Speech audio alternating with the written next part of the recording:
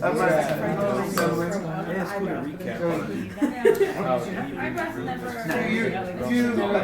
2 years ago, his house they have a house in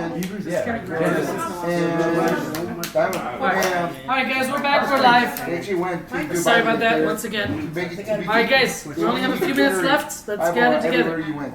So, we are in verse 10, we're finishing it up. So, that I may now at last succeed in coming to you. So again, there's this idea of succeed, meaning he's tried a lot and failed. Right? In coming to you. Why does he want to come to them? Like you said, Myrna, why? I thought this was a prayer about them. Why is he talking about himself? They need help. Yep. Notice what he says next. For I long to see you. That's loving. Remember, he's never met them. So that's really cool. For I long to see you, that I may impart to you some spiritual gift to strengthen you. Yeah. Literally, he wants to drop by to encourage and refresh them. How do I know that? Well, it says spiritual gift. Right, spiritual gift to strengthen you, right? To give you more power. You're falling asleep. You need to move the pillow so you can... Okay. That's just how it's on. I was on night. That I may impart to you some spiritual gift to strengthen you. Then he explains himself. Watch verse 12. That is, that we may be mutually encouraged by each other's faith, both yours and mine. That's very, That's really cool. like, very humbling. Yeah. Especially, imagine if you're eating this and they're like, how am I going to encourage someone like you? Right. I'm like, ooh.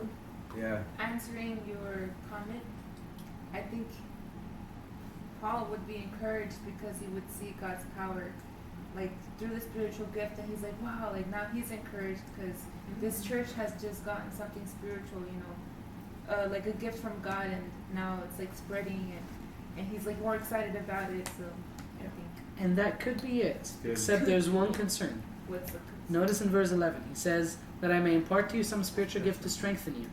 And then what's the next two words? that is That is the spiritual gift.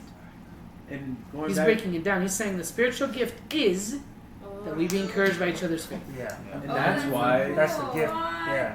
That's the gift. He's going to give them a spiritual gift. What's that? to be I'm going to tell you about my faith, and I'm going to hear about yours, and we're both going to be refreshed. And that's what fellowship is really He's giving it to all them about. as a gift, but it is spiritual. Yeah. He's encouraging them. It is not a spiritual gift in the ordinary sense we're familiar with. It is very much a gift of a spiritual type. Through the not Spirit. literally the spiritual gift No. that we think. Not the way we're used to Not the thinking. one he references later on Right. in a different letter, but an actual gift through the Spirit. So he's giving them a gift, and that gift is spiritual. He doesn't want them to think he's bringing money. Right? It's a spiritual gift. What's he going to do? He's going to encourage them and build up their faith. And he's going to be refreshed and encouraged by their faith. Even when Val, when he brought Sweet up fellowship. when he brought up the story today of you finding a way to slip in the gospel through the Okay. apostleship, that stirred me up. Yeah. Because it reminds me that in the workplace, we should always try to find like a little Yes. sliver to go in. So it put me up. So now I'm ready for tomorrow. And And that was the remember, only story. yeah, No, I used it also in a mock interview with my employer because they're trying to train me to be this leader, and they do mock interviews once in a while. So they're telling me, how do we know that you're not gonna grow up big-headed? Well, my faith doesn't allow me to grow big-headed through the fact of who I follow. Oh, come on. And then they're like, what do you mean? Well, I'm very devoted to who I follow, which is Jesus. So therefore, I don't feel like, with all the blessings he's given me all these talents, I don't believe I can feel myself looking so boastful or big-headed. That's so good. So- Did you see a demon manifest right there? Yeah, well, he was like, Yeah. they were actually surprised because I was the first one to ever bring religion into this. Imagine Yeah, you see his eyes twitching, you say Jesus. No, they're very open. The fact that I said that shows how honest I am. No, that's awesome. Yeah. In all seriousness, that's so cool. Twice, man. Come on. and you see, if you guys remember in Hebrews when we said, let us not leave off meeting together as is the habit of some, but encourage one another, and all the more as you see the day drawing near. He just mentioned that. Hebrews 10:25. And so you see- today. Right, but do you see, that's the same exact thing he's talking about, right? Yeah, that's So Paul himself has this idea that what he should be doing with his time, the missionary who's running on planting churches, it is not too much for him to go visit a church he has never been to go encourage and be encouraged, because he is not going to give up the meeting of the brethren. Do you see it? Mm. Do you get that? So that's encouraging and refreshing for us. And I think also like so, yeah. Actually, No. Can you bring my lotion? Can you bring my lotion? Sure, Rose. No. Okay. Bring it for her foot too, because she deserves a massage after. No, serving the I'm just Lord. getting my eczema's acting up for some reason. Hey, I mean, So again, that is that's that we massage. may be mutually encouraged by each other's faith, both yours and mine. That is the end of a sentence. So pause for a sec.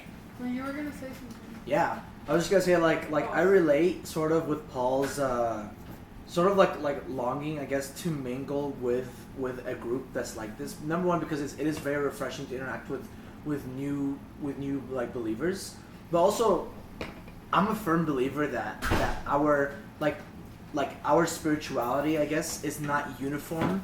That like, oh, I'm just a Christian person who's gonna meet like pretty much other Christian people who are exactly like me.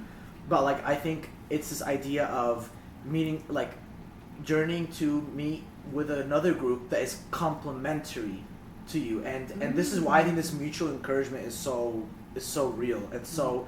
And so it's something that I see happen all the time. Like for example, the first time I like met you guys, and like the first time we sort of mixed spirituality or whatever. Yeah. I don't know about that. Mixed spirituality? What? Right. I know about This that. this is good theology This right is a here. video. Be careful. This is live. I know you mean. Live. That's- Unedited, Yes, guys. good. Unedited. Me too. I know exactly what you mean. So much editing. But it, like it's this idea of the body of Christ is so complex and it's so different, and it's not like it's. I love when people say like, oh, it's united but not uniform, and so like it's so, and we're built to encourage one another. I feel, Mhm. and so we meet up with other people and be like, oh my gosh, Jesus is so awesome, and you see how he's awesome in this different way than I see how he's awesome, and now we're both like united in Stoked.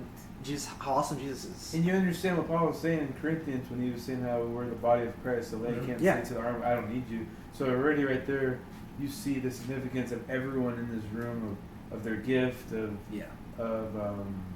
their walk with God. So that's good. Yeah. So it's like Paul can't afford to say, I don't need you guys, because he acknowledges that, hey, you're a part of the body. His biggest thing to the church is edification. Mm. You know what I mean? He always expresses the understanding of we as a church are supposed to edify one another. Yeah. You know what I mean? How can we thus do the work in the will of God if we're not encouraging and loving on one another? Yeah. If we can't do that, then how can we encourage and love other people who aren't believers? And do Yeah, you see good. why then it is so important for all of us to be parts of a community, of a church, Whoa, Yeah. whoa. which, It's okay. This is not the time Which- to. keep in mind this is on live video, Just- which is part of why we are gathered here tonight. Because biblically, where 2 or 3 are gathered together, there I am in the midst of them. Biblically, this is a church. Yeah.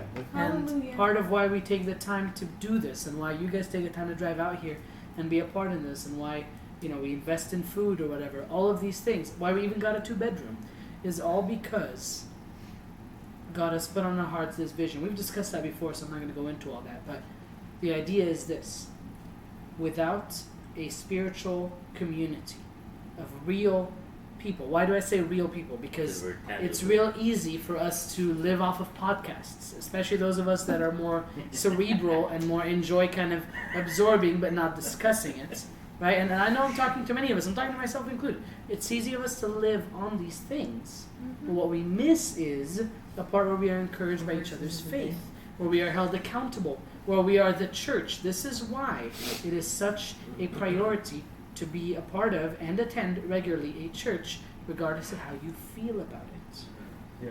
That's true. And this is also part of why, just like the enemy was blocking was blocking Paul So from making it to Rome, in the same way, he will do his best to block us Oh, from come getting on. to these meetings, come on. from getting to our church, from reading our scriptures with God, from worship, all of these things combined. But remember, if Paul needs to be encouraged, you really think you don't? Mm. I know I do. Big time, every day. You guys are my biggest encouragement right now. The fact that you guys are